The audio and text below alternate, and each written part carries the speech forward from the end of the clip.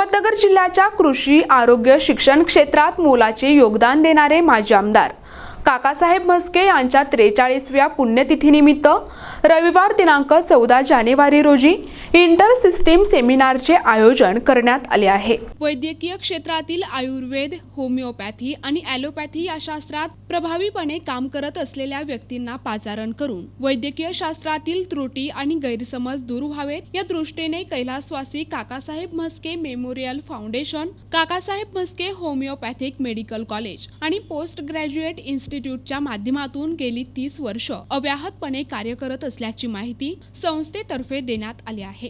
कृषी आरोग्य शिक्षण क्षेत्रात मोलाचे योगदान देणारे माजी आमदार किबा उर्फ काकासाहेब म्हस्के यांच्या 43व्या पुण्यतिथीनिमित्त रविवारी दिनांक 14 जानेवारी ह्या रोजी आपण इंटर सिस्टीम सेमिनारचे आयोजित करण्यात आले आणि यावर्षी इंटर सिस्टीम सेमिनारचा जो विषय आहे तो आहे रिनल स्टोन, ज्याला आपण मराठीमध्ये मुतखडा असं म्हणतो। आणि ह्यामध्ये दरवर्षी जो इंटर सिस्टीम सेमिनारचा कार्यक्रम करतो त्या कार्यक्रमाचं प्रयोजन असं आहे की तिन्ही पॅथी म्हणजे ॲलोपॅथी, होमिओपॅथी आणि आयुर्वेद, तर तिन्ही पॅथींचा जो एखादा विषय घेऊन आपण चर्चासत्र आयोजित करत असतो तर त्या तिन्ही पॅथींचा काय व्ह्यू आहे आणि यावर्षी त्याच्यामुळे आपण रिनल स्टोनचा विषय त्यांच्याकडनं मार्गदर्शन घेणार आहोत। आणि यामध्ये होमिओपॅथी तज्ज्ञ म्हणून आपण डॉक्टर श्रीमाळी सरांना यांना बोलवलेलं आहे, इन्व्हाइट केलेलं आहे, जे श्रीरामपूरमधले एक प्रस्थापित असे होमिओपॅथिक तज्ज्ञ आहेत। 2 नंबर आपण राजा ठाकूर, जे आपल्या अहमदनगर शहराचेच आयुर्वेद तज्ज्ञ आहेत, ज्यांचं रिनल स्टोनवर म्हणजे मुतखड्यावर चांगल्या पद्धतीने काम चालू आहे।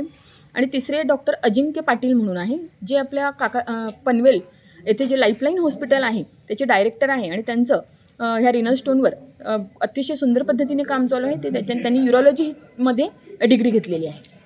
आणि ह्यामध्ये तिन्ही पॅथीचं एखाद्या आजाराविषयी जेव्हा नॉलेज मिळतं त्यावेळेला त्या दोन्ही, एक पॅथी जी त्याचा मार्गदर्शन घेणार आहे ती आणि उरलेल्या 2 देणाऱ्या पॅथी यांच्यामुळे त्या तिघांचं एकत्र होऊन ह्याचा जास्तीत जास्त फायदा आपल्याला रुग्णांवर होणार आहे।